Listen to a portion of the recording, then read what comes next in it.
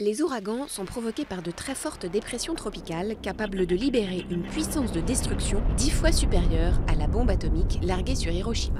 Phénomène estival, un ouragan, ou cyclone, ou typhon, se forme au-dessus des mers chaudes quand plusieurs conditions sont réunies.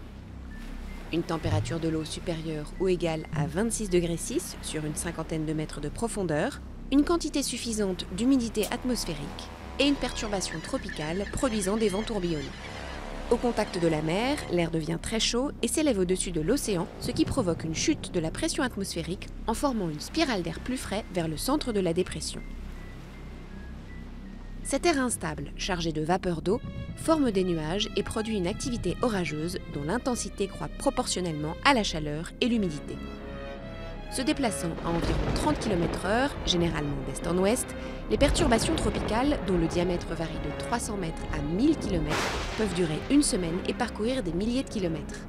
L'échelle de Saffir-Simpson compte 5 catégories d'ouragans. Des pluies torrentielles accompagnent les vents supérieurs à 117 km/h pour la catégorie 1 et dépassent 250 km/h pour la catégorie 5. Dans son épicentre, l'œil forme une colonne d'air de 8 à 100 km de largeur, mais suffisamment calme pour permettre aux oiseaux d'y voler. Le cyclone commence à se dissiper quand il touche la Terre ou lorsqu'il se trouve au-dessus d'eau froide. Reste que pour de nombreux climatologues, l'accroissement du nombre et de l'intensité des cyclones est probablement lié au réchauffement climatique.